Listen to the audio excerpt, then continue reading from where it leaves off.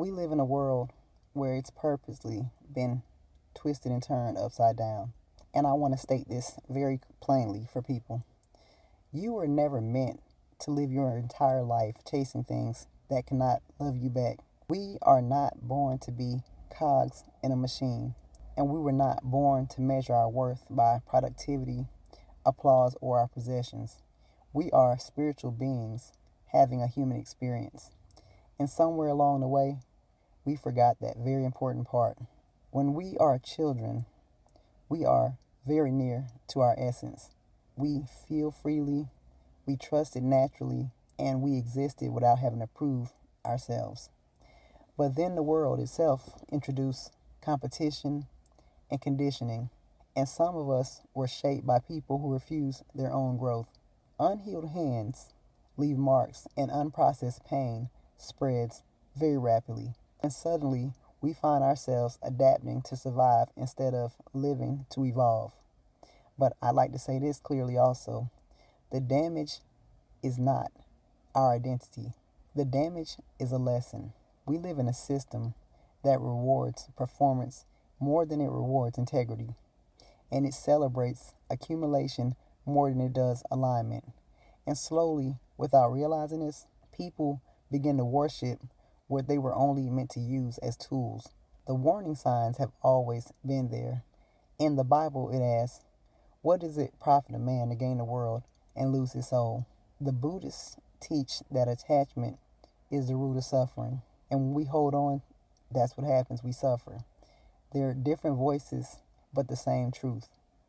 When your identity fuses with your possession, your very soul starves.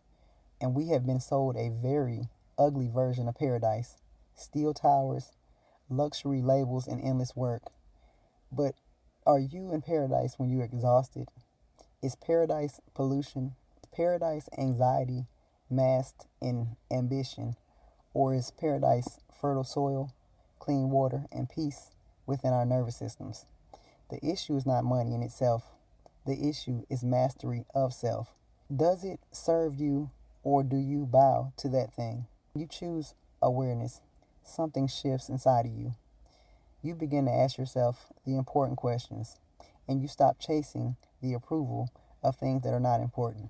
You value your integrity way over your image, and not everyone is going to like that. History itself shows us this pattern repeatedly.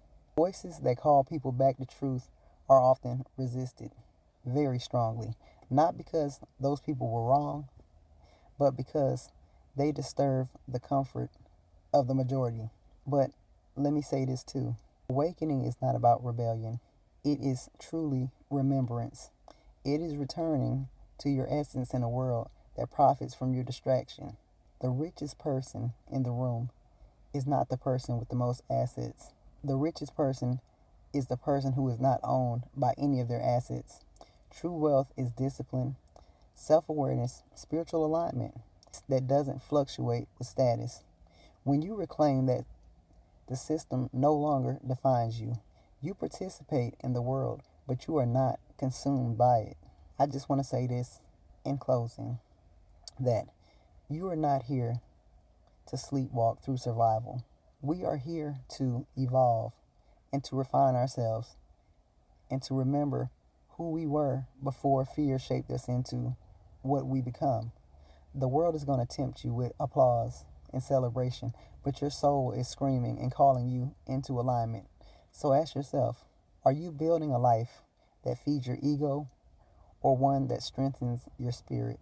If you feel that stirring inside of you, that pull towards something higher, then I want you to comment, "I am choosing awakening," not to fight with the world, but to rise within it. That's all I got for y'all today. And I'm going to holler at y'all. Appreciate you.